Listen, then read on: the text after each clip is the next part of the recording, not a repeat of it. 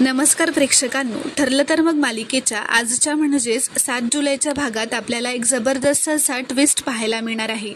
पण त्याआधी जर तुम्ही माझ्या चॅनलवर नवीन असाल तर चॅनलला प्लीज सबस्क्राईब करा. आता आपण पाहतो की अर्जुन व सायली कोर्टातून घरी येतात. अर्जुन आता खूपच रागात असतो. तो असं म्हणतो, दामिनी काहीतरी गेम करणार हे मला माहीतच होतं आणि म्हणूनच तिने अर्जंट हिअरिंग मागून घेतलं. त्या लोकांना ना बरोबर समजलंय की आपण आता साक्षीच्या खूप जवळ येऊन पोहोचलो आहोत आणि तिला अडकवायला आपल्याला फक्त काही महिने लागणार आहेत आणि याचीच दामिनीला भीती वाटायला लागली असेल. मला वाटलं होतं की आज कुठला तरी खोटा पुरावा दाखवेल, पण नाही, काही भलतंच होऊन बसलं आज. तर आता इथे दुसरीकडे प्रियाने साक्षीला फोन केलेला असतो. ती साक्षीला असं म्हणते, साक्षी अगं हे काहीतरी भलतंच होऊन बसलंय. त्या दामिनीने इतक्या अर्जंटमध्ये नोटीस पाठवल्यावर मला वाटलं होतं की आजच निकाल लागेल, एव्हा ना आपण सेलिब्रेट करत असू, पण नाही, तिने तर आणखीन मुदत वाढवून मागितली. तर साक्षी म्हणते, अगं मुदत मागितली नाही आहे, मुदत दिली आहे आणि ती सुद्धा फक्त 1 महिना. आज नाही तर पुढच्या या 24 दिवसांनी का असेना सेलिब्रेट तर आपणच करणार आहोत. तर आता इथे अर्जुन सायलीला असं म्हणतो, आता या 24 दिवसात ना इकडचं जग तिकडे करायचं आहे. आपल्याला कोर्टाने फक्त 1 महिना दिलाय, फक्त 1 महिना, आणि या 1 महिन्यात हे प्रूफ करायलाच हवं की मधुभाऊ निर्दोष आहेत. तर सायली म्हणते, आणि आपण हे सिद्ध नाही करू शकलो तर? पुरावे गोळा करण्याच्या बाबतीत आपण आहोत तिथेच राहिलो तर? आता हे ऐकून अर्जुनसुद्धा थोडा घाबरलेला असतो. इथे प्रिया साक्षीला असं म्हणते, अगं अर्जुनला जजने अख्खा 1 महिना दिलाय, या 24 दिवसात तो जग इकडचं तिकडे करू शकतो. तर साक्षी म्हणते, हो, मग हीच गोष्ट गेल्या 2 वर्षात का नाही केली ग त्याने? का आजही त्याचं जग आहे तिथेच आहे?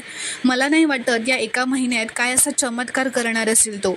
तर प्रिया म्हणते, अगं तो काय करेल हे माहीत नाही, पण तो चमत्कार नक्कीच करू शकतो. मला हल्ली अशी फिलिंग्स यायला लागली आहे की तो एकामागून एक पुरावे शोधून काढतोय. त्याचा ना जर पुरावे शोधण्याचा स्पीड वाढला ना तर पुढच्या 24 दिवसात आपण जेलमध्ये असू अगं. तर इथे अर्जुन आता सायली जवळ येतो, तिच्या हातात हात घेतो व असं म्हणतो, या 24 दिवसात साक्षी जेलमध्ये असेल, आय प्रॉमिस. आता फक्त आपल्याला जास्त प्रयत्न करायला लागणार आहेत. तर सायली म्हणते, आपल्याला जमतील तेवढे प्रयत्न तर आपण करतोयच ना. प्रियाने खोटी साक्ष दिली नसती ना तर एव्हा ना आपण या केसच्या शेवटाकडे पोहोचलो असतो आणि आपल्याला त्यात यशही मिळालं असतं, कारण साक्षी विरुद्ध तेवढे पुरावे आहेत आपल्याकडे. पण आता त्या अर्ध्यामुर्ध्या पुराव्यांचं काय करायचं? तर अर्जुन म्हणतो, होईल, उपयोग होईल.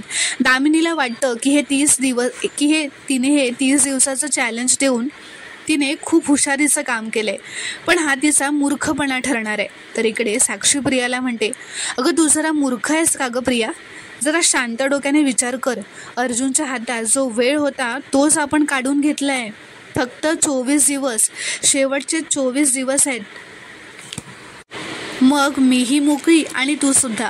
तर इकडे सायलीला आता खूप रडू येत असतं. ती खूप घाबरलेली असते. ती अर्जुनचा हातात घेते व म्हणते, मला मधुभाऊंना यातून मोकळं करायचं आहे हो.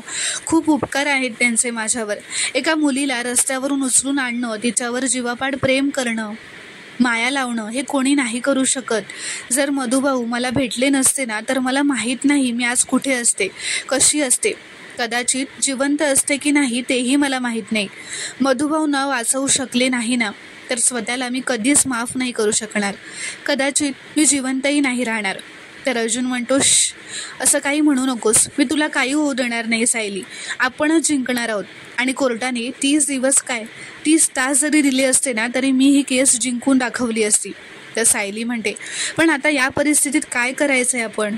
तर आता अर्जुन म्हणतो, आता पुढची तारीख लवकरात लवकर घ्यायची आहे आपल्याला आणि आपण जी पुराव्यांची चैन तयार करतोय ती अजून पूर्ण झालेली नाही आहे. पण आता ते पुरावे आपल्याला कोर्टासमोर सादर करावेच लागतील आणि सगळ्यात मोठा पुरावा जो आपल्याकडे आहे ना तो म्हणजे त्या साक्षीचं S नावाचं पेंडंट. तर सायली म्हणते, पण ते साक्षीचं आहे हे सिद्ध करण्यासाठी तिने ते घालून कोर्टात यायला हवं ना, हे आपण कसं जमवून आणणार आहोत? तर अर्जुन म्हणतो, जमवू, मला जरा विचार करू देत, पण ही केस आपणच जिंकणार आहोत. मी मधुभाऊंना निर्दोष सिद्ध करेनच सायली, आणि हे मी फक्त बोलत नाहीये, करून दाखवीन. तर आता इथे दुसरीकडे प्रिया अजून साक्षीचीच तिच्या खोलीत फोनवर बोलत असते. ती तिला असं म्हणते, अगं हे सगळं बोलणं सोपं आहे गं साक्षी, पण जर त्यात खरंच. तर आता हे ती बोलत असताना तेवढ्यातच अश्विन तिच्या खोलीत येतो. अश्विन येतो व डायरेक्ट दारच उघडतो. त्याच्या कानावर साक्षीचं नाव पडतं. प्रिया आता मागे वळून अश्विनला बघते व घाबरलेली असते. ती फोन ठेवते असं म्हणते व फोनवर असं म्हणते, मी करते हां तुला थोड्या वेळात कॉल, असं ती म्हणते. तर आता अश्विन आतमध्ये येतो व तिला विचारतो, प्रियाला संशयी नजरेनेच विचारतो, कोणाशी बोलत होतीस? तर प्रिया म्हणते, मैत्रिणीशी. तर अश्विन म्हणतो, मैत्रीण म्हणजे साक्षी शिखरे? हो ना? तर प्रिया म्हणते, ती सारवासारव करतच म्हणते, अरे साक्षी म्हणजे साक्षी नावाची एकच मुलगी आहे का जगात? मी माझ्या कॉलेजमधल्या साक्षी नावाच्या मैत्रिणीशी बोलत होते. तिचं नाव साक्षी परांजपे आहे. तर अश्विन म्हणतो, तू खरं बोलतेस ना तन्वी? तर प्रिया आता अश्विनचा हात हातात घेते, त्याला गुंडाळतच म्हणते, अश्विन तुला त्रास होईल असं मी कधी वागेन का रे? आणि तू चिडलास ना की माझा मूड ऑफ होतो. तर आता यावर अश्विनही तिच्या बोलण्याला भूलतो व विसरून हसू लागतो व तिला मिठी मारतो. तर आता दुसऱ्या दिवशी सकाळी घरात सगळी सजावट केलेली असते, कारण आता आज अस्मिताच्या चोरोटीचा कार्यक्रम असतो. सायली फ्रेश होऊन खाली येऊन सगळे उत्साहाने सगळी तयारी करत असते. अस्मिताच्या बसण्याचे टेबल सगळं काही फुलांनी सजवते. पूर्णाची कल्पनासुद्धा हॉलमध्ये येतात. प्रियाही तिथेच असते.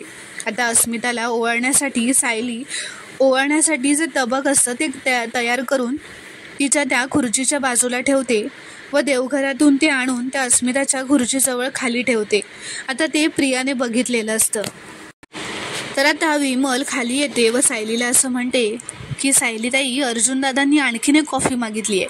तर आता सायली म्हणते, बरं मी जाऊन बघते. आता सायलीवर खोली देते आणि बघते तर अर्जुनने काय पूर्ण खोलीवर फाईल्सचा पसारा केलेला असतो.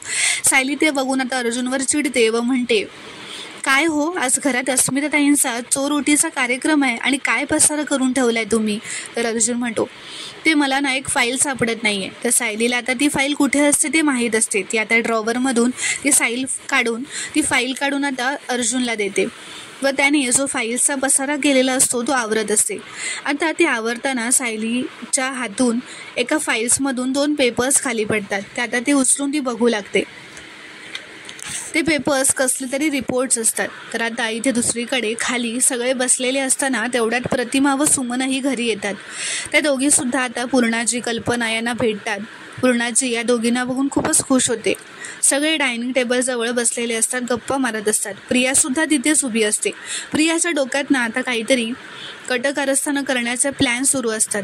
ती आता सायलीने ठेवलेल्या त्या ओवाळण्याच्या तबकाजवळ येते व त्यातून त्या ताटामध्ये जे तेलाने भरलेली वाटी ठेवलेली असते ती घेते आणि अस्मिताला ओटी भरण्यासाठी बसण्याकरता जे टेबल सजवलेलं असतं त्या टेबलाच्या पूर्ण भोवती ती तेलाची वाटी घेऊन सगळं तेल तिथे सांडवून ठेवते.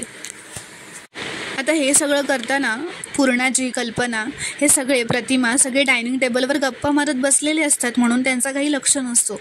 आता प्रिया हे सगळं तिथे तेल सांडवून ठेवते व मनातच म्हणते, आता अस्मिताना नक्कीच या तेलावरून घसरून पडेल आणि तिच्या बाळाला काही झालं की सगळा दोष सायलीला दिला जाईल. तर आता इथे वरती सायलीला ते जे रिपोर्टचे पेपर मिळालेले असतात ते ती अर्जुनला दाखवते व म्हणते, काय हो, हे तर त्या खांडेकर केसमधल्या फोनचे लोकेशन रिपोर्ट्स आहेत ना? तर अर्जुन म्हणतो, हो. तर सायली म्हणते, आणि हा जो दुसरा रिपोर्ट आहे तो साक्षीचा लोकेशन रिपोर्ट आहे ना? तर अर्जुन म्हणतो, हो तेच आहेत. का, काय झालं? तर सायली म्हणते, हे दोन्ही रिपोर्ट्स एकाच कंपनीचे आहेत ना? मग ह्यांच्या नावाच्या रंगांमध्ये फरक काय? तर अर्जुन म्हणतो, दाखव बघू. आता तो हातात घेतो व म्हणतो, हो, खांडेकरच्या रिपोर्ट्समध्ये लोगो जो आहे तो पिंकिश कलरचा आहे आणि साक्षीच्या रिपोर्टमध्ये हा लोगो मरून रंगाचा आहे. तर सायली म्हणते, हा फरक इतका बारीक आहे ना की नजरेला कळलाही नसता हो. आणि आत्ता दोन्ही रिपोर्ट्स एकत्र आले म्हणून आपल्या लक्षात तरी आलं, नाहीतर कळलंच नसतं. तर अर्जुन म्हणतो, आणि अजून एक गोष्ट, खांडेकरच्या लोकेशन रिपोर्टमध्ये कंपनीचं जे नाव आहे त्याचं स्पेलिंग बघ, VELLONET म्हणजेच डबल L आहे. आणि साक्षीच्या रिपोर्टमध्ये बघ, VELONET सिंगल L आहे. तो दुसरा दुसरी फाईल चेक करतो व त्यात $LL असतात व तो असं म्हणतो की या सेम कंपनीच्या बाकी सगळ्या रिपोर्ट्समध्ये लोगो पिंकिशच आहे आणि $L आहे, फक्त साक्षीच्या रिपोर्टमध्ये लोगो मरून आहे आणि सिंगल L आहे. तर सायली असं म्हणते याचा काय अर्थ होतो. तर अर्जुन असं म्हणतो याचा अर्थ साक्षीने जे लोकेशन रिपोर्ट्स कोर्टाला सबमिट केलेत ते खोटे आहेत, फेक आहेत. ती आपल्याला आणि कोर्टाला फसवत आली आहे की खुनाच्या रात्री ती रिसॉर्टमध्ये होती, पण प्रत्यक्षात सायली म्हणते प्रत्यक्षात मात्र ती आश्रमातच हजर होती. पण हे तिच्या खऱ्या रिपोर्ट्समध्ये कळेल ना. तर अर्जुन म्हणतो येस, पण हे असे खोटे रिपोर्ट्स मॅनेज करणं सोपं नाही आहे. महिपतने कधी आणि कसं केलं असेल ते आपण शोधून काढूयात, पण त्याआधी साक्षीचे खरे लोकेशन रिपोर्ट्स या टेलिकॉम कंपनीकडून मिळायला हवे. मी चैतन्याला लगेचच मेसेज करतो, त्याला सांगतो की अप्लाय कर पटकन. तर सायली म्हणते साक्षीचे लोकेशन रिपोर्ट्स आधी कधी त्याच कंपनीच्या दुसऱ्या लोकेशन रिपोर्ट्सबरोबर पडताळून बघण्याची गरजच नाही वाटली ना कधी, कारणच नव्हतं तसं काही.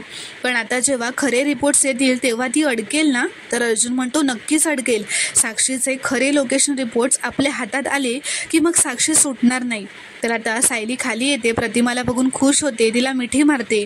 सुमन म्हणते आजची उत्सव मूर्ती कुठे आहे. पूर्णाजी म्हणते कल्पना अस्मिताला म्हणावं आज डोहाळ जेवण नाही आहे, नुसती चोरोटी भरायची आहे, जास्त नटापटा नको करायला. तर सायली म्हणते अस्मिताताई आज तयारच होत असतील, मी बघून येते त्यांच्या खोलीत जाऊन. तर आता सायली अस्मिताच्या खोलीत येऊन तिची सगळी तयारी करून देते, तिला मदत करते.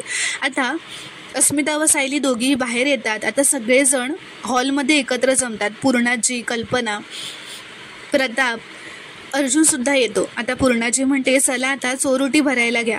तर आता अस्मिता तिच्यासाठी तयार केलेल्या त्या खुर्चीजवळ जात असते.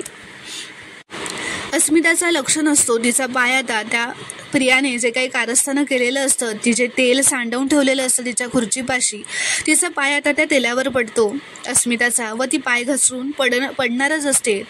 पण सायली मात्र आता तिच्या मागेच उभी असल्याने ती तिला पटकन सावरते. तर प्रेक्षकांनो आता पुढील भागात काय घडणार आहे पाहणं खूपच रोमांचक ठरणार आहे. व्हिडिओ पूर्ण बघितल्याबद्दल धन्यवाद. व्हिडिओ आवडल्यास कॉमेंटमध्ये नक्की कळवा व चॅनलला प्लीज सबस्क्राईब करा.